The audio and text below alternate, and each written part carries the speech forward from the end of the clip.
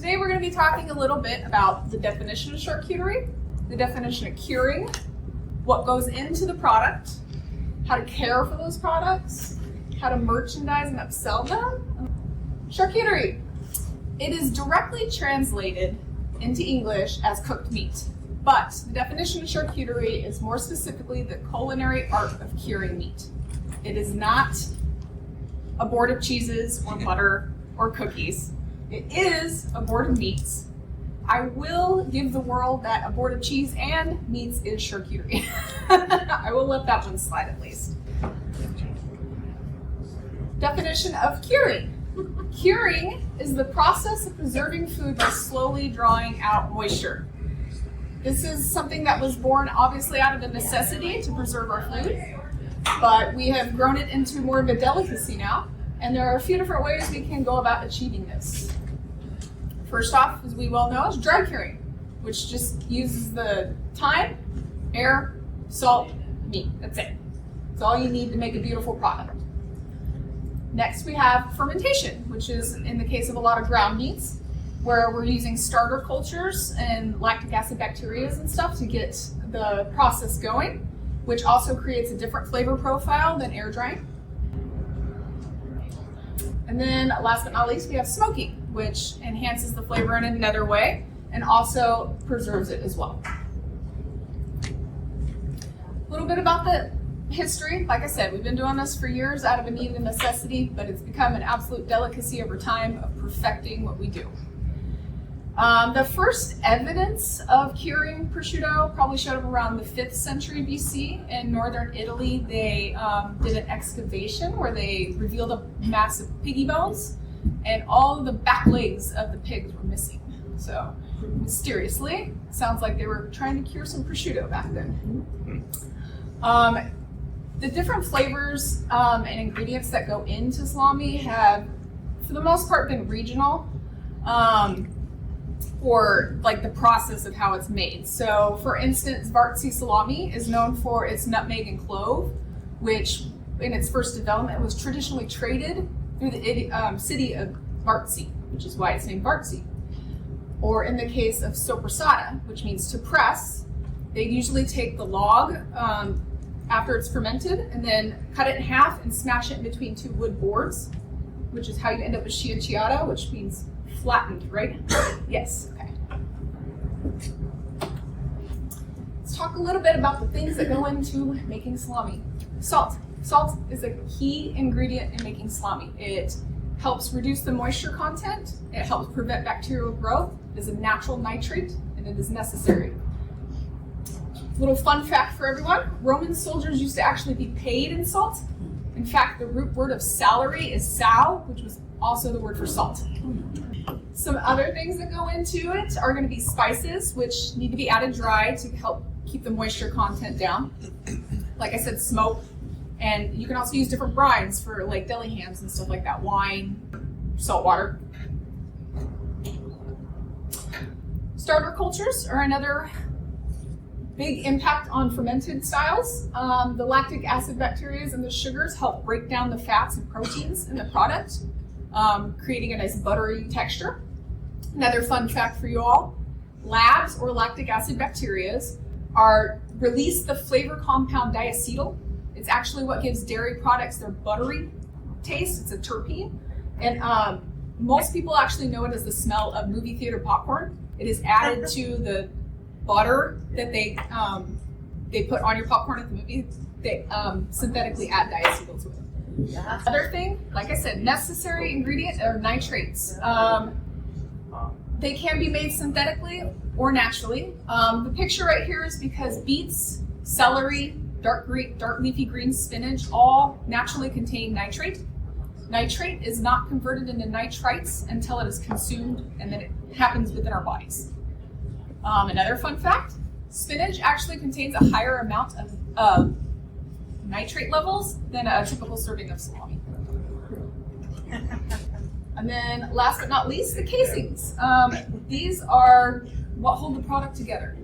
Now, I will say that these can be made of several different things, several different types of animal byproducts. Intestines tend to be edible. However, some of the byproducts do not have the best mouthfeel. such as a bladder. It might be a little bit thicker. While it's a good casing for possibly a mortadella, it might not be such a great mouthfeel. Okay, a little bit about cured versus uncured, because I know this can get very confusing. Remember, curing is the process of preserving food by slowly drawing out moisture. Essentially, all these products are cured. They've had salt added to them, they're cured. However, when it comes to the labeling of the products, cured and uncured, if a product is labeled as uncured, the nitrates added were natural. So it's going to be like celery salts, beetroot powder, things like that. If the products receive a label of cured, the added nitrates were synthetic. So it's going to be like sodium nitrate, potassium sorbate, things like that.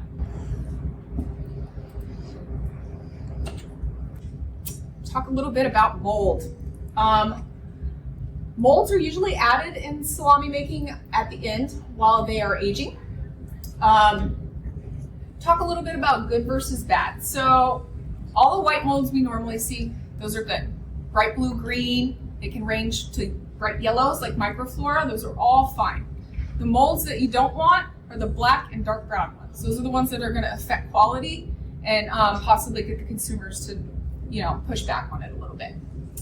I do want to say, trust your senses. If you're not sure about something, taste it.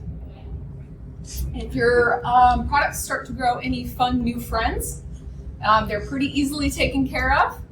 You can take a gloved hand or a dry clean towel and pat them down, rub it down, and spread it nice and evenly. That's the exact same thing they do when they're aging it in the facilities.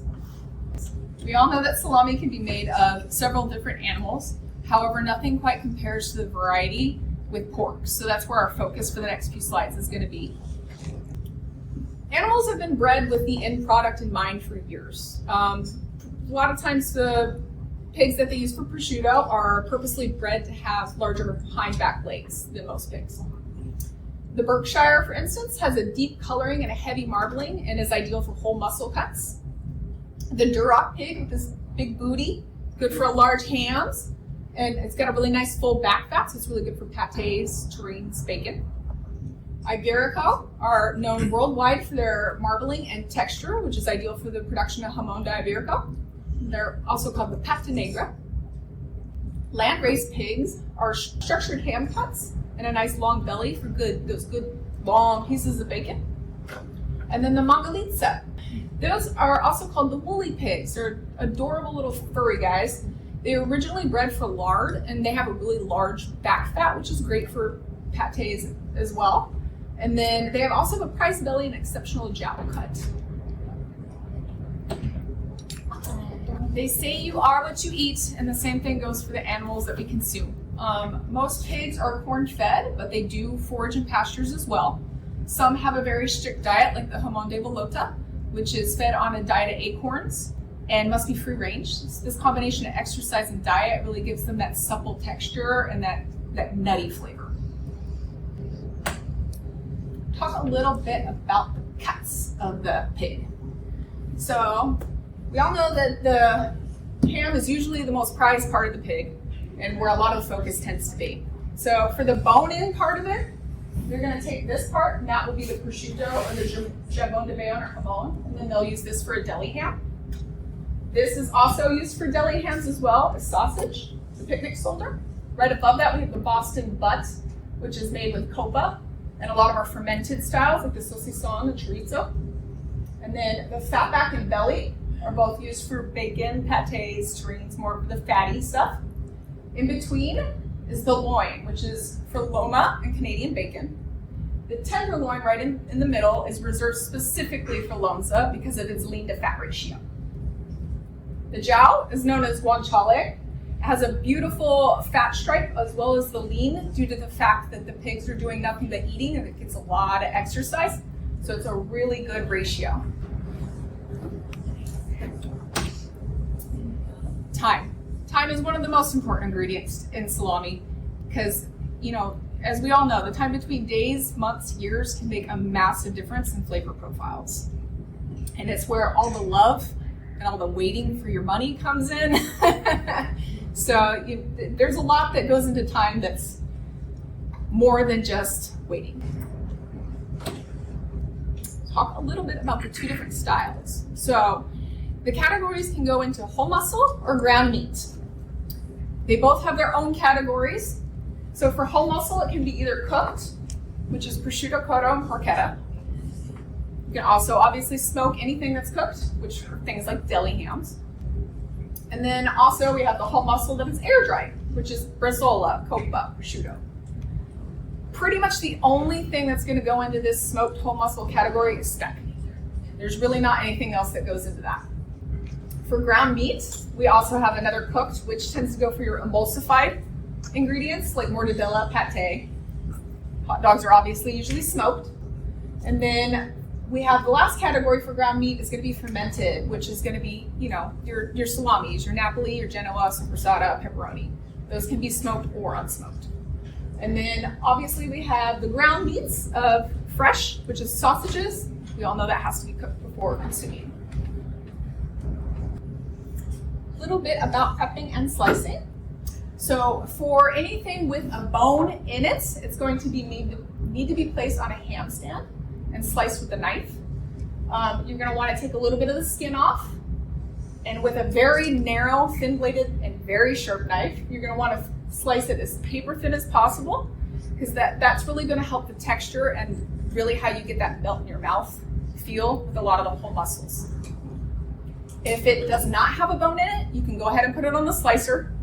Still, you're going to want to remove some of that skin cap, and then you're going to want to put that on the lowest slicer setting possible, which is usually about 0.25. So as thin as you possibly can get it without shredding it. The same is going to go for mortadella. However, mortadella has the casing, you need to pull that back, place it on the slicer so you can really showcase the translucent little fat pockets inside of it. For things like pate, you're going to want, if it's a coarse one, you're going to want to slice that cold and let it come to room temperature before serving it. But for most spreadable pates, just let it come to room temperature before you start digging in. For salamis and other fermented ground styles, they will have a casing on them. Usually you can cut it open, pull it back, save the casing, do not throw the casing away. And then you're going to want to slice those more on the dime side of a slice. So that's going to be about 0.5 on the slicer. How to maximize the shelf life on your products. Obviously, you're going to keep it in the packaging, as long as you possibly can until you're ready to cut open into it. Keep it in its original packaging. Once it is out of that packaging, you're going to want to reuse any natural packaging you have. That's why I said don't throw the salami casing away, because you're going to want to pull it back over the salami and close it up. And then you're going to want to tightly plastic wrap it. Obviously, keep it refrigerated. Rule of thumb is to use within a week of slicing. However, we all know that salami is an aged product and it can last a lifetime when properly taken care of. So, use your own thoughts and senses. A lot of times salami, once you cut it open, maybe if it's sitting there for a couple days, it kind of starts to turn brown. You can totally slice maybe a ½ inch off of that. And usually what's right behind it is perfectly fine.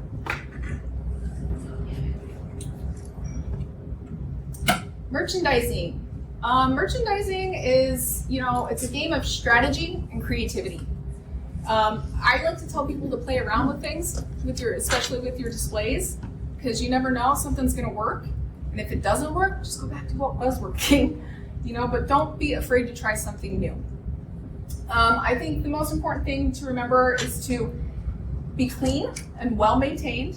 Sometimes, it helps to ask yourself some questions like, does this display make me hungry? Does it look visually appealing without being overly overwhelming, I guess? I really like how they use risers in this case to keep their product up. I like how you can still see everything behind it. The signage is very clear and consistent.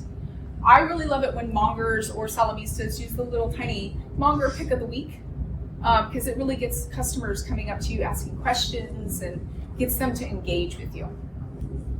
They have everything really nicely wrapped underneath, kept very clean.